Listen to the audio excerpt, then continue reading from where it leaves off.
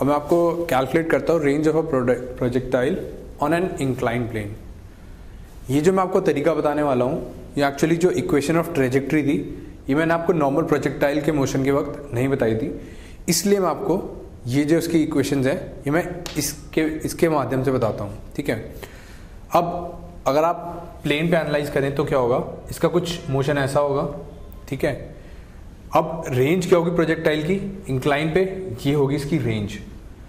अब अगर ये जो इंक्लाइंड है ये कुछ बीटा एंगल बना रहा है फ्रॉम द हॉरिजॉन्टल, और जो यू इनिशियल वेलोसिटी यू है इसका डायरेक्शन अल्फा है फ्रॉम द हॉरिजॉन्टल।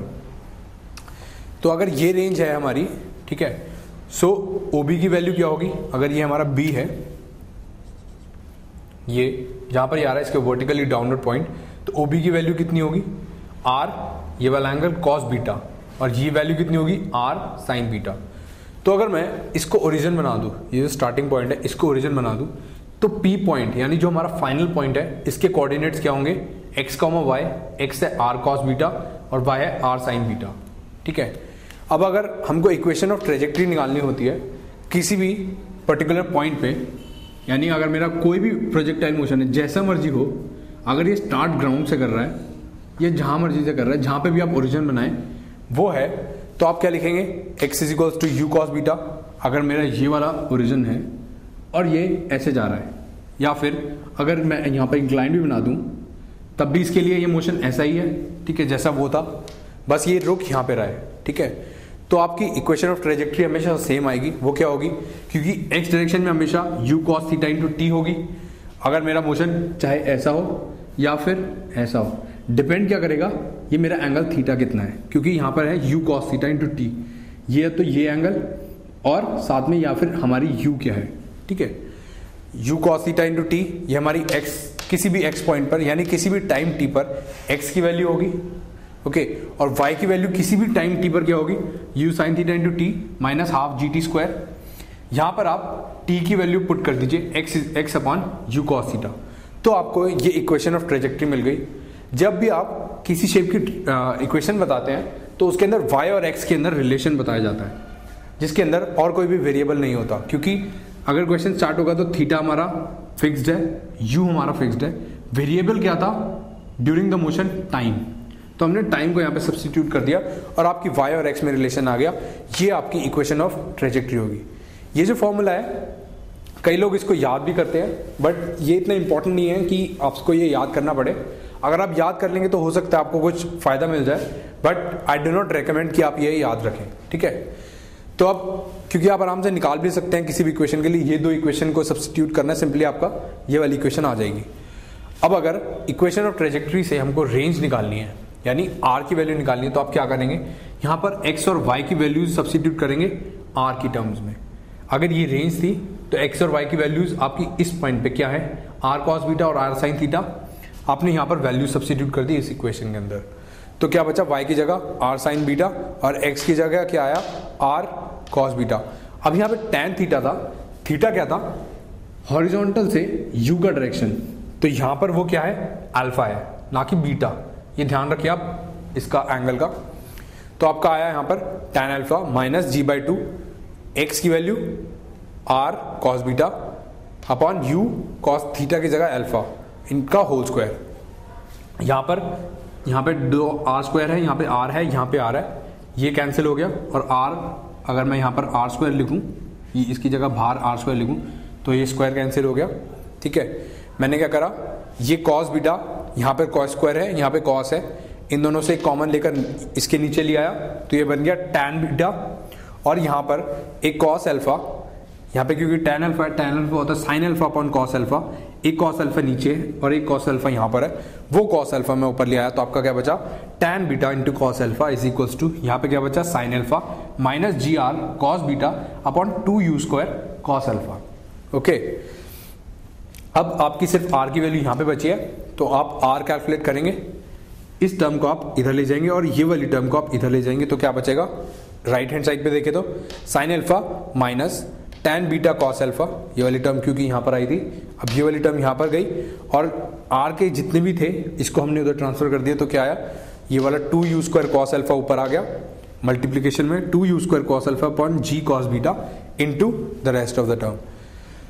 तो अगर मैं यहाँ से cos बीटा यानी tan बीटा को जो मैं लिख लूँ sin beta upon cos beta और इसको बाहर ले आऊँ तो क्या बचेगा sin alpha cos beta minus यहाँ पे क्या बचेगा sin alpha cos beta minus cos beta sin alpha sin beta cos alpha.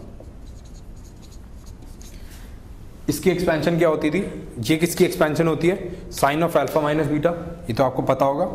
ठीक है, तो ये आपका आ गया। अब यहां पर एक और चीज अगर आप देखें, अगर मैं आपको नॉर्मल मेथड से, ये जो केस था ये तो था आपका अप द प्लेन, ठीक है, लेकिन अगर यहां पर मैं क्या करता, अगर मैं अपने पार्टिकल को यहां से फेंकता डाउन द प्लेन, यानी ये वेलोसिटी देता u, तो इस केस के अंदर क्या डिफरेंस आता, आप क्या करते हैं, क्योंकि जहां से शुरू हो रहा है आप यहां पर ओरिजिन बना देते, एक्सिस कुछ ऐसी बना देते, ये एक्स एक्सिस होगी, ये वाई एक्सिस।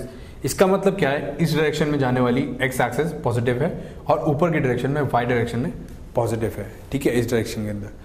तो इस पूरे क्वेश्चन के अंदर क्या चेंज आता, एक्स की वैल्यू आपकी अगर इधर आती तो क्या आती, आर कॉस बीटा ही आती, ठीक है, और y की वैल्यू क्या आती, क्योंकि ऊपर वाली पॉजिटिव है और ये नीचे की डायरेक्शन में जा रहा है, इतनी वैल्यू ये आती y is equals to minus R sine beta, ठीक है।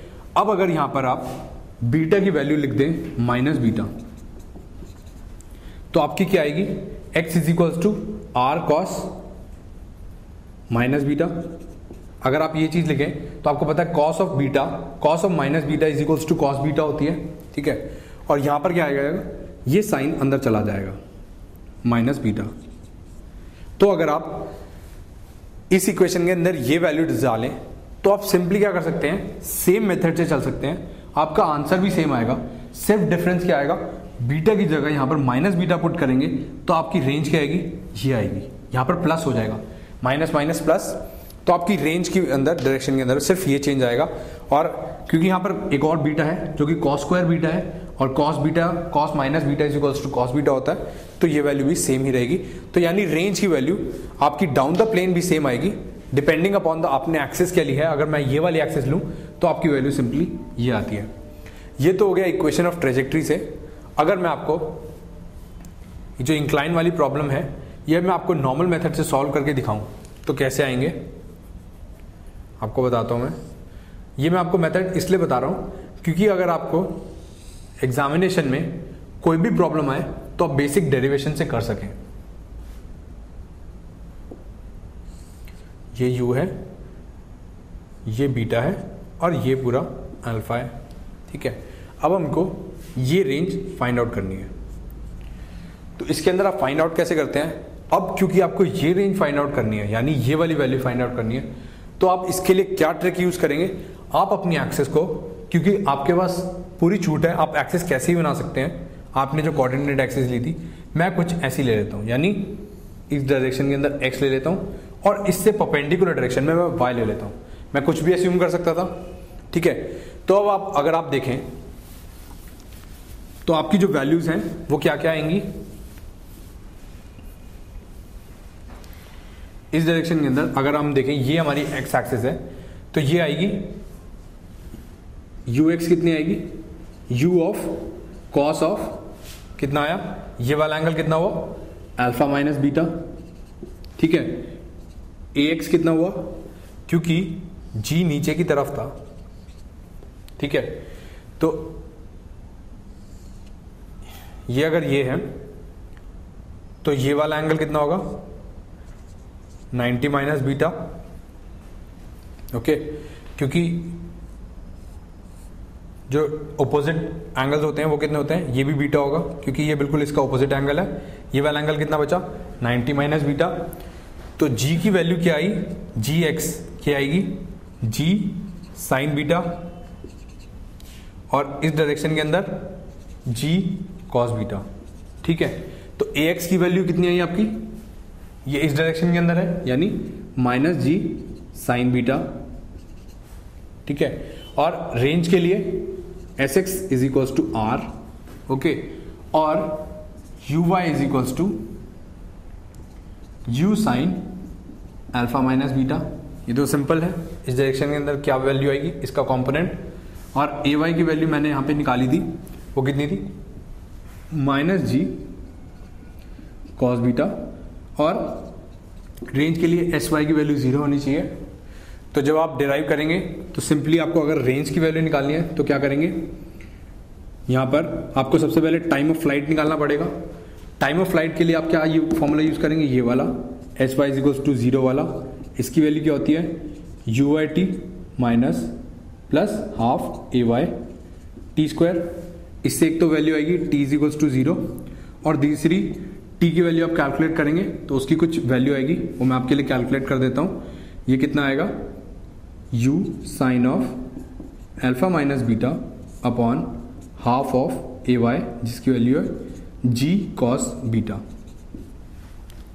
ठीक है, ये आपका आ गया टाइम ऑफ फ्लाइट जो कि ये है। ठीक है, 2u sine of alpha minus beta.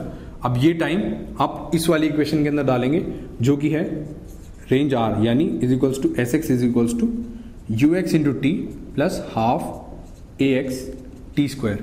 यहाँ पर यू एक्स की वैल्यू आप ये डालेंगे, ए एक्स की वैल्यू ये डालेंगे, टी की वैल्यू ये वाली डालेंगे इस इक्वेशन के अंदर, और आपको रेंज की वैल्यू मिल जाएगी। ये नॉर्मल मेथड है, ये थोड़ा लंबा मेथड है, बट प्रेफरेबल मेथड यही है, क्योंकि जब एग्जाम टाइम आता है, जब आप एग्जाम कर रहे होते हैं, तो एकदम से एक अलग मेथड सोचना वो काफ़ी मुश्किल हो जाता है, तो आपको बेसिक मेथड से ही चलना पड़ता है। इसलिए आई रेकमेंड कि ये वाले मेथड जो हैं ये आप ना भूलें। अगर आप कभी भी कुछ भूल जाएं, अगर आपको कोई शॉर्टकट मेथड ना मिल रहा हो तो आप इस मेथड से ही चलें। बट इट्स वेरी इंपॉर्टेंट कि आप जितने ज़्यादा क्वेश्चन ट्राई कर सकते हैं आप उतने ट्राई करिए।